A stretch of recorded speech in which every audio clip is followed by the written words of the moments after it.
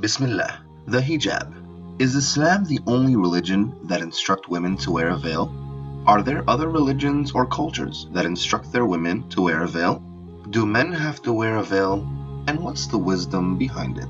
Although the English word scarf and the Arabic term hijab have become interchangeable, it is worth noting that hijab is more than just a scarf. Hijab is a way of ensuring that the moral boundaries between unrelated men and women are respected. In this sense, the term hijab encompasses more than a scarf and more than a dress code. It is a term that denotes modest dressing along with modest behavior.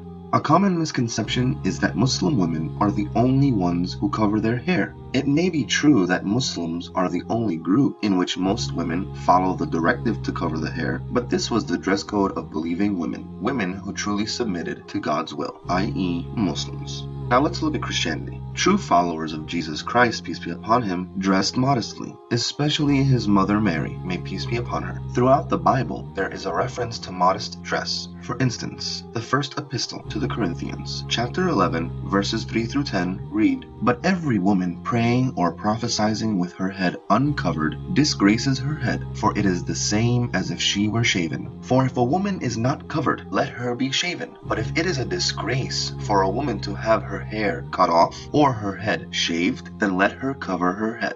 What about Judaism? The covering of women's hair is part of Jewish laws on modesty. A woman's hair is considered irva, or erotic stimulus, which must therefore be covered, just as other irva parts of a woman's body must also be covered. There are many references in the Old Testament that indicated that. Let's look at a couple. In Genesis 24:65, so she took her veil and covered herself. In Genesis 38:14, and she put her widow's garments off from her and covered her with a veil and wrapped herself. How about other religions? Here are some examples of women's head coverings by different religions. Now, how about the hijab in America?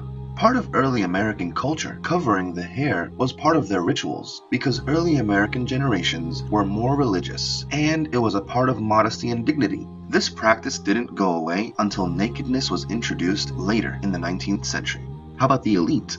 The first recorded instance of veiling for women is recorded in an Assyrian legal text from the 13th century BC, which restricted its use to noble women and forbade prostitutes and common women from adopting it. When Islam came, it came to continue the commands of God to all his prophets and restore the dignity of women, modesty, and equality. Now, is there hijab for men? Islam does not only require the veil for women, but it also requires that men too dress modestly. Some people usually only discuss hijab in the context of women. However, in the glorious Quran, Allah the Almighty first mentions hijab for men before hijab for the women. The Quran mentions in chapter Nur, "Say to the believing men that they should lower their gaze and guard their modesty. That will make for greater purity for them, and Allah is well acquainted with all that they do."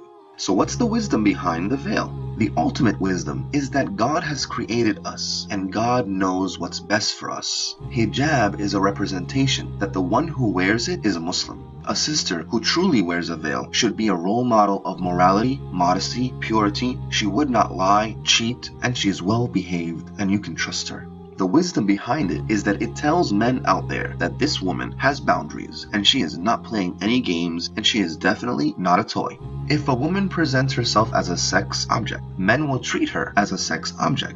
And if she presents herself as a respectable and honorable human being, people will view her as a respectable human being. Hijab is there to protect the honor of women and restore their dignity. A woman who has covered herself and dressed modestly is judged only by the content of her character and not based on society's view of the quote-unquote perfect body type.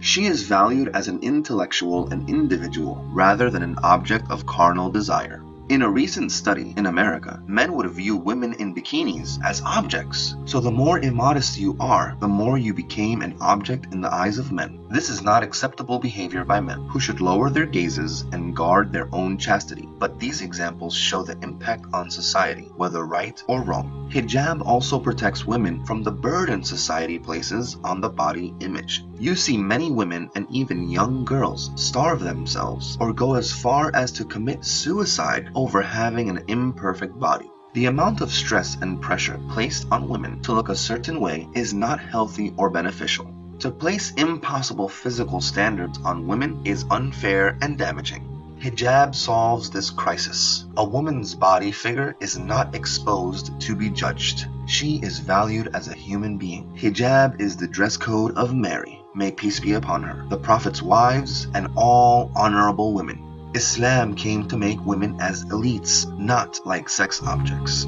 Islam came to restore the honor of the women and not to take it away from them. Islam came to protect women from the evils of society. And remember, if you have questions about Islam, ask a Muslim.